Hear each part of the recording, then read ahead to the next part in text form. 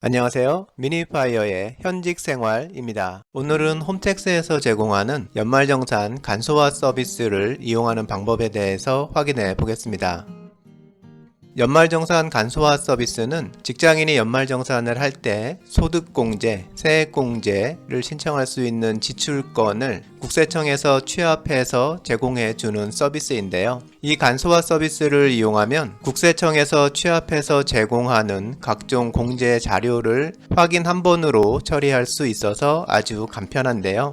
이렇게 국세청에서 제공하는 간소화 서비스가 큰 도움이 되기는 하지만 그렇다고 간소화 서비스에서 보여지는 내용이 본인이 공제 신청할 수 있는 전체 내용과 100% 맞아떨어지는 건 아니라는 것 꼭 주의해야 합니다. 내가 공제 신청할 수 있는 지출권이 간소화 서비스에 포함되지 않은 경우도 많으니까요. 홈택스 간소화 서비스 자료는 반드시 항목별로 꼼꼼히 확인해서 누락된 것이 있을 경우 별도의 증빙 자료를 회사에 제출해서 공제 신청을 해야 합니다. 13월의 보너스는 내가 챙긴 만큼 돌아오게 되는 거니까요. 그럼 지금부터 홈택스에서 제공하는 연말정산 간소화 서비스를 살펴보겠습니다. 홈택스에 로그인한 후에 조회 발급 메뉴 화면으로 이동합니다. 연말정산 항목에서 연말정산 간소화 메뉴를 클릭하고요. 연말정산 간소화 메뉴 화면에서 보면 이용 절차 안내 부분이 있는데요. 여기에 적혀 있는 순서대로 3번까지 진행하면 연말정산 간소화 서비스 확인이 완료된 거고요. 그 다음에는 확인한 내용을 회사에 바로 제출할 수도 있습니다. 그럼 순서대로 한번 보면요. 먼저 홈택스 로그인을 공인인증서로 해야 합니다. 아이디 패스워드로 로그인한 경우라면 공인인증서로 로그인을 다시 해야 간소화 서비스를 이용할 수 있습니다. 다음으로 자료 제공 동의 신청입니다. 본인의 연말정산 공제 신청 자료에 부양가족 중에서 배우자, 자녀, 부모님 등 대상자로 등록하고 싶은 분을 추가할 수 있는 메뉴입니다. 여기서 자료 제공이라는 건 내가 등록할 부양가족이 국세청에서 취합한 부양가족 본인의 지출 내역 자료를 내 연말정산 공제 신청서에 포함시켜도 좋다고 부양가족 자신의 자료를 내게 제공해준다는 겁니다. 신청 버튼을 클릭해서 자료 제공 동의 신청 화면으로 이동합니다.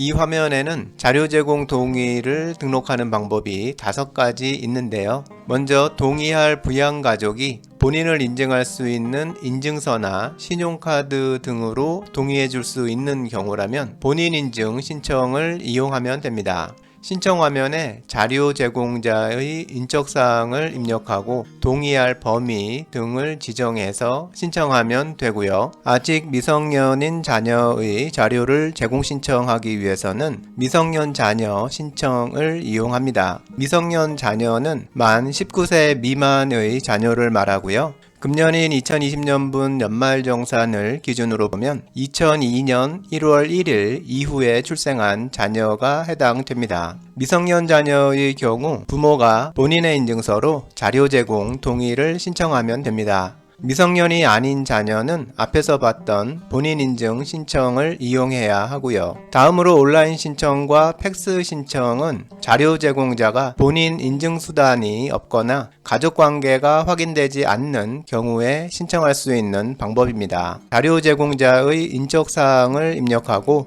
동의할 범위 등을 지정해서 신청하면 되고요. 마지막으로 신청서와 신분증 등을 준비해서 세무서를 직접 방문해서 신청할 수도 있습니다. 본인의 부양가족을 홈택스를 이용해서 신청하는 경우라면 당연히 인증서를 이용해서 본인 인증 신청이나 미성년자 신청 방법으로 처리하는 것이 가장 편리할 것 같습니다. 신청이 끝났으면 다음은 연말정산 간소화 자료를 조회합니다.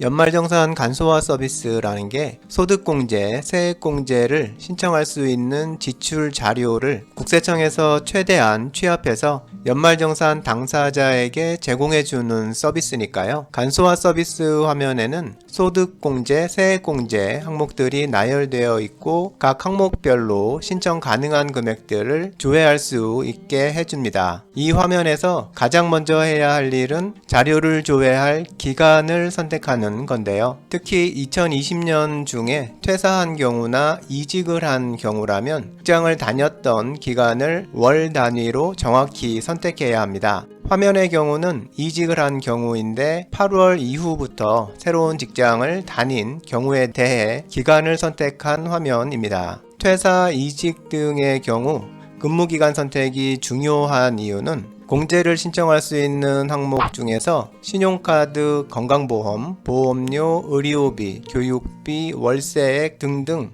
회사를 다니던 기간에 지출한 비용만 공제가 가능한 항목들이 여러 개 있기 때문인데요. 정확한 연말정산을 위해서 근무기간을 정확히 선택하는 것이 필요합니다. 기간 선택이 끝났으면 이번에는 각 공제 항목들에 해당하는 공제 신청 가능 금액들을 확인할 차례인데요. 공제 항목의 이름이 적혀 있는 박스들을 차례로 클릭합니다.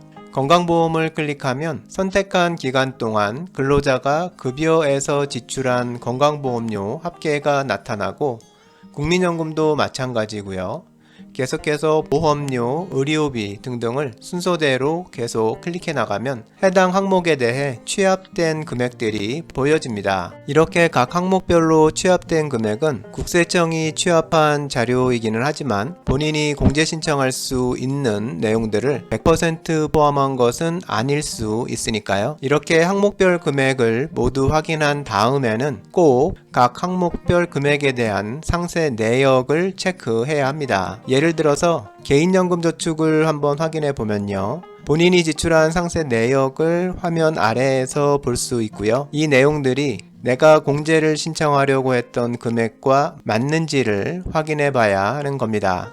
혹시 빠진 부분이 있으면 회사에 공제 신청서를 제출할 때 빠진 건에 대한 증빙 서류와 함께 추가해서 공제 신청서를 제출하면 공제를 적용받을 수 있습니다. 이런 식으로 공제 항목들을 하나씩 확인해 나가다 보면 굳이 공제 신청서에 포함시키고 싶지 않은 항목이 있을 수도 있는데요. 신용카드 사용액을 예를 들어서 보면 조회된 신용카드 사용액이 총 급여의 25%가 안 돼서 신청해 봐야 공제받을 게 없는 상황이라 아예 신청서에서 빼고 싶을 수도 있는데요. 이런 경우에는 신용카드 항목의 세부 내역에서 카드별, 인별 취합 내용에 있는 체크박스를 클릭해서 선택을 취소하면 됩니다. 화면을 보면 체크박스에서 체크를 하나씩 없앨 때마다 해당하는 금액이 신용카드 금액에서 빼지는 걸 볼 수 있는데요. 이런 방법으로 신용카드 사용 내역 전체를 공제 신청서에서 제외시킬 수도 있고 신용카드 사용 내역 중 일부만 제외시킬 수도 있습니다. 모든 공제 항목을 자세히 확인하기 위해서는 간소화 자료를 인쇄해서 확인해 보면 편하고요. 내용 확인과 특정 항목 제외 같은 작업들이 모두 끝났으면 간소화 자료를 회사에 바로 제출할 수도 있는데요. 간소화 자료 제출 버튼을 클릭하면 간소화 자료 온라인 제출 팝업 창이 뜨는데요. 팝업 창 아래쪽에서 제출할 회사를 선택한 후에 간편 제출을 클릭하면 제출이 완료됩니다. 오늘은 국세청에서 제공하는 연말정산 간소화 서비스 이용 방법을 확인해 봤습니다. 해가 갈수록 서비스에서 제공하는 자료가 많아지고 정확해지고 있어서 이용하기 편해지는데요. 그렇다고 100% 정확한 건 아니니까요. 생각했던 만큼 연말정산 환급을 받을 수 있도록 꼼꼼히 살펴보고 관리하면 좋을 것 같습니다. 좋아요와 구독 부탁드립니다.